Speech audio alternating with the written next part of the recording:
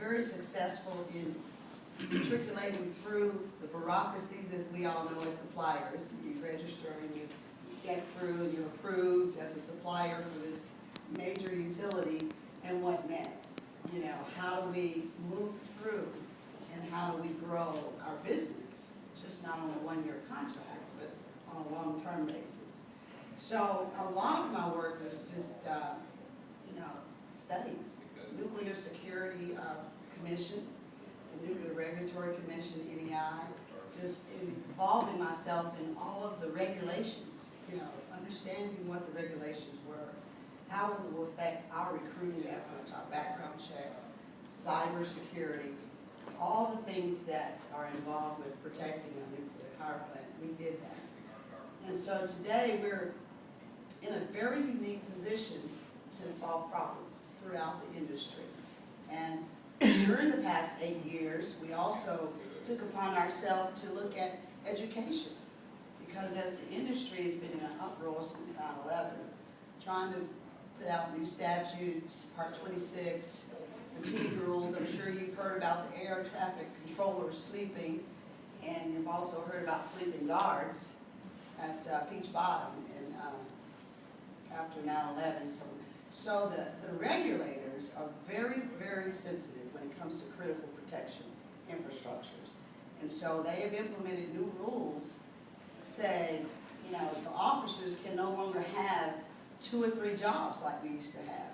They have to work 40 hours. So they're alert and aware, and they're trained and physically fit for duty. So I think that's pretty much the essence of where we are today with the nuclear piece. The other caveat that we have just emerged into is new plant construction.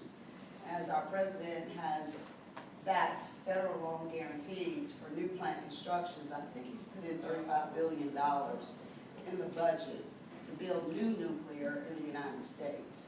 And even with Japan and the catastrophe that's happened there, it has just proven that the U.S. infrastructures are very strong, very sound, very well protected, and we didn't take on a knee-jerk reaction to implement new rules that would prepare our labor force. What they're doing now is looking at safety precautions. If there was a tsunami in the United States, what is the capacity of our reactors and our labor to handle such a disaster?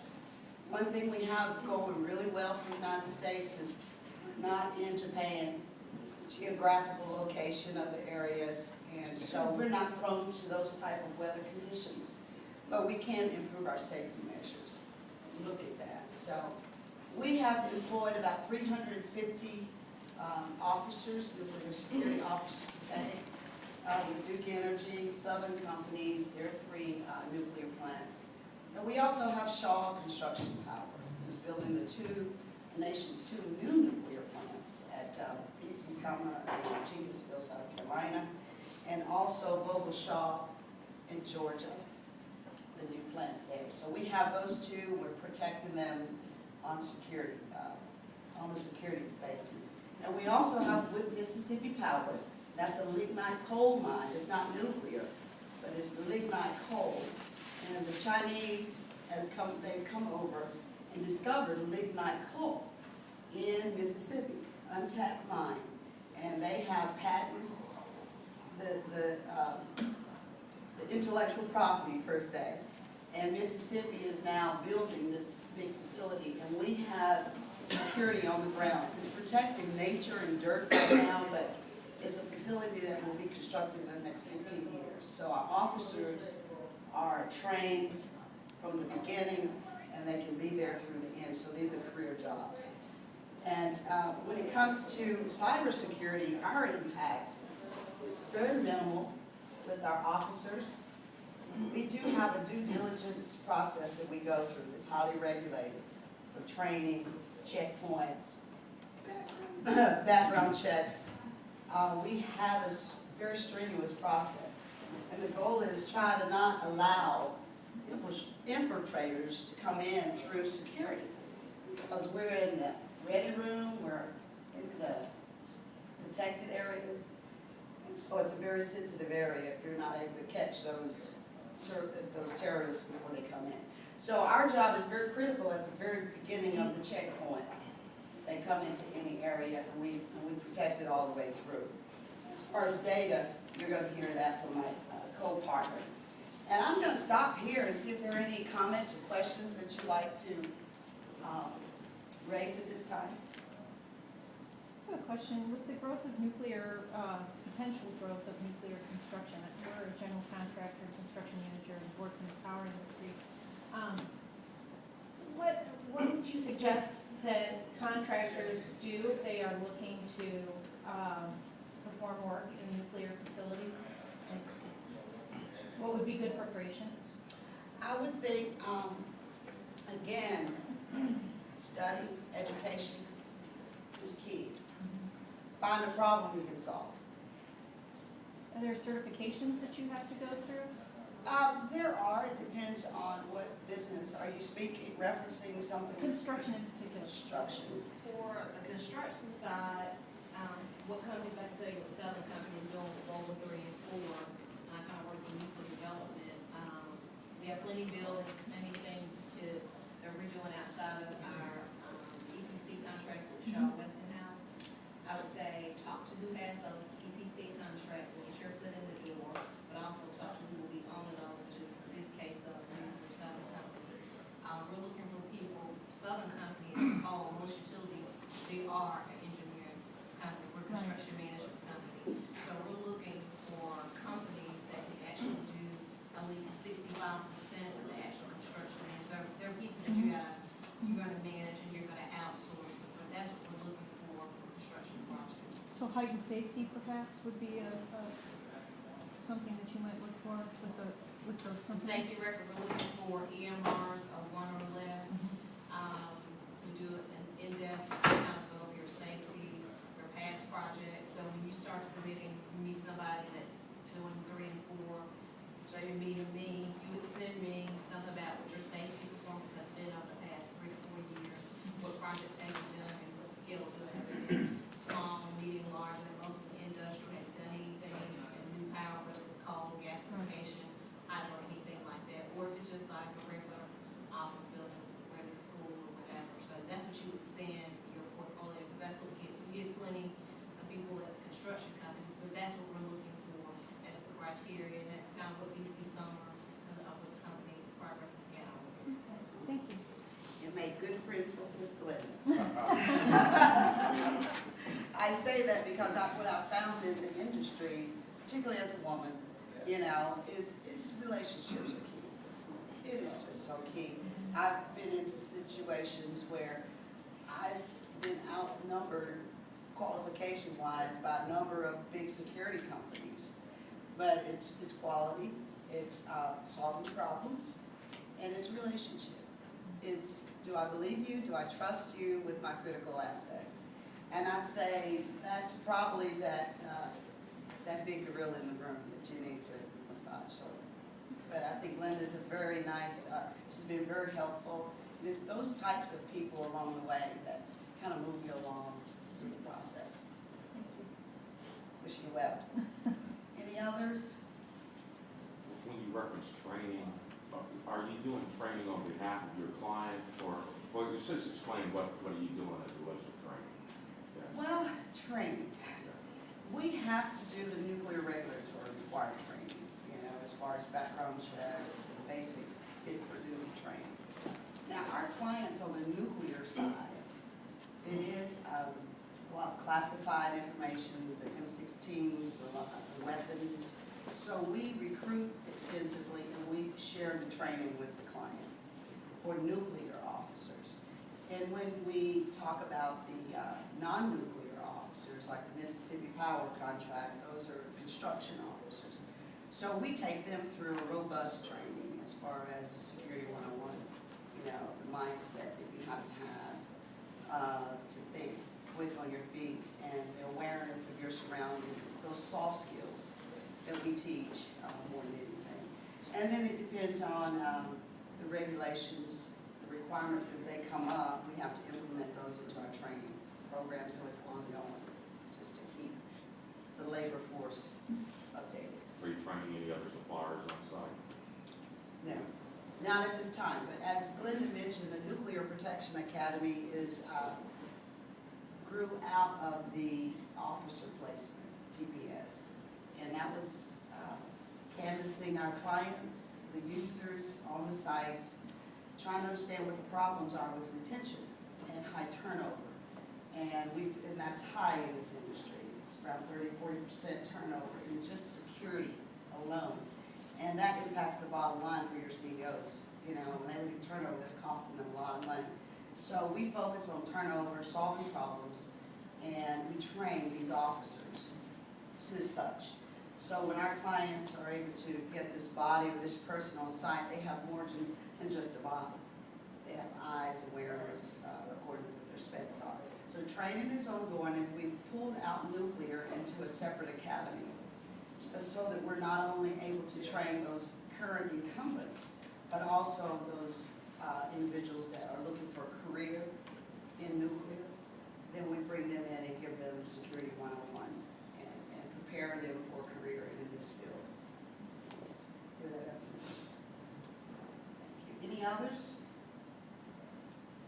And I'll just highlight, since I know Phrantceena, she's one of our suppliers, when we've had some security issues at some of the plants, she's been able, when you talk about problem solvers, and that's what we're looking for, she's been able to come in and consult, find out what our issues are, and provide best practices or provide solutions there. So that's kind of just further with her in the nuclear industry. So for Southern Company, when we got a security issue, they're bigger security companies, as she mentioned, but the niche to find out what's wrong, what are our issues, is keeping the security for the plant managers or substation transmission lines, what's really causing issues.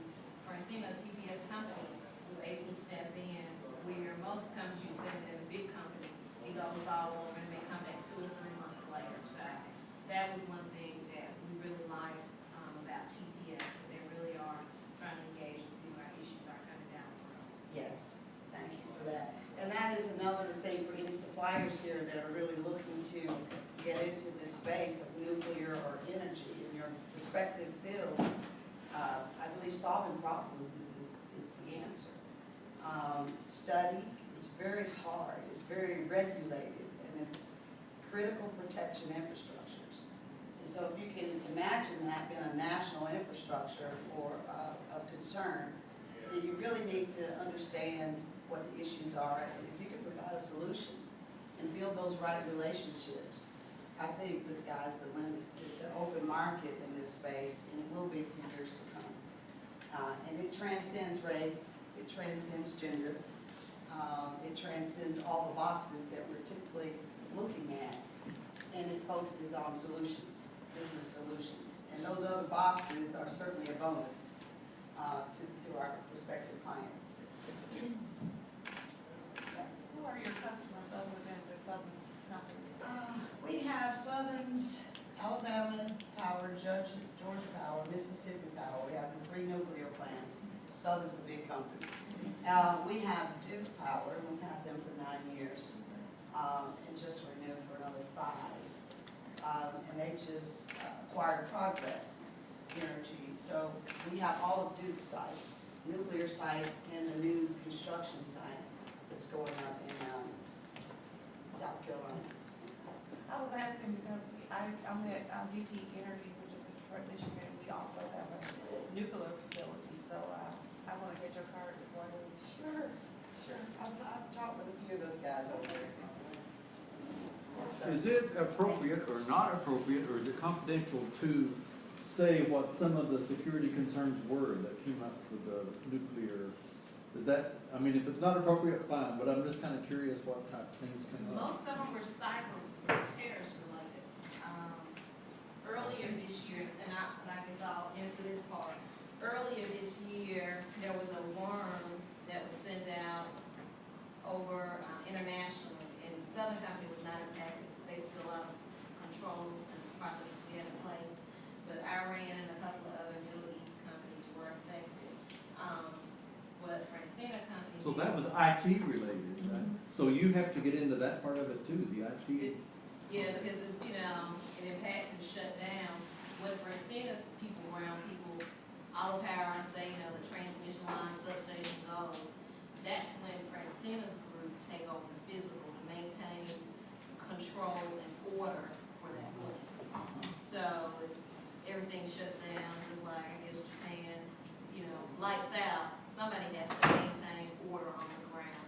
And so they have to be connected from the IT side in the event that there's a breach, and then you got more physical men, I would say, men on the ground patrol. That gives an idea of the type of training, because I was just thinking physical presence, I wasn't thinking the IT end of it, yeah.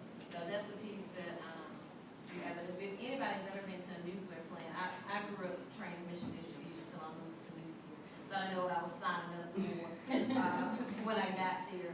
But it's really like a military installation, and on our website, we look at nuclear, you see guys rolling around with a little black thing over their eyes, the M16. And so they kind of provide all of that stuff. If there's an air, something's flying over the air, they're involved. How many planes are coming within so many miles of a nuclear plant, then they're alarmed. And so that's the part. So it ties into the whole operation. So they have a key part in protecting the planes. So I'm gonna leave it right there, but that's very good. We did have one other incident with another client that, some of these guys, particularly after Japan, they're just curious. What's going on over there? And so we've had some little intruders, that curious at midnight, after midnight, they want to film the power plant. So our officers on alert, these are small things, but they could be disastrous if they end up in the newspaper the next morning. So, all kinds of little things you have to look out for. I would think that you would look to recruit a lot of military people, because within your field, it would seem like they would have a lot of the training that you would already need, and you wouldn't have to train as much. Very good point. And you're exactly right. That is a good group for us, and our clients actually request those people, just because of their mental training. They're trained to think and to be alert. While at the same time, our clients have also given us permission to look outside the military or in the communities. Most power plants are located in rural communities throughout the nation. And so, I'm from a small town, so those rural communities are really impacted. So training has been extended to core values. If we identify those candidates who have passion, work ethics, they want to be in this space, and they demonstrate quick study, then we're able to take them into a curriculum that will get them ready to go onto the site in an entry-level position. But the client is also able to take them and mold them. It's kind of like building this new workforce, because we have an aging workforce, and we're in wars, but they're coming home. Some of the problems or concerns we've had about military, and it's not across the board, but these guys are trained for action. They're trained to shoot, they're trained to kill, and the activity on a power plant, I think for the last 9 years, we haven't had an incident, thankful. But we have to keep training in that area, and some of the guys we have to really screen out because of the military training. They would not be productive citizens on the power plant. It makes us stay up at night. So, any other comments? It's a good question. So we're building new workforce for our clients.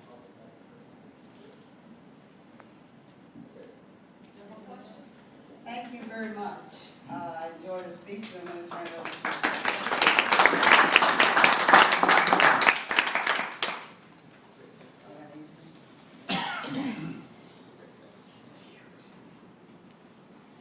Thank you. I'm glad that we have you to speak on the nuclear side, the nuclear generation side, because my experience really on the transmission and distribution side of it. So I think we have a good balanced perspective on this. Well, thank you for coming and welcome to the cyberspace. And cyberspace. I see a number of hands raised that people have been hearing about cybersecurity, right? So I'd like to first introduce myself. I've been in the IT industry for over 20 years, and the last 10 years I've been focusing pretty much on the physical security aspect of the critical infrastructures. And prior to Crescendo, 2002, I was the senior manager at the Accenture consulting firm. So I know that I said in my bio, but somehow she didn't have my bio, so she told me, you explain, you introduce yourself, which is not that comfortable for me. I have, my wife and I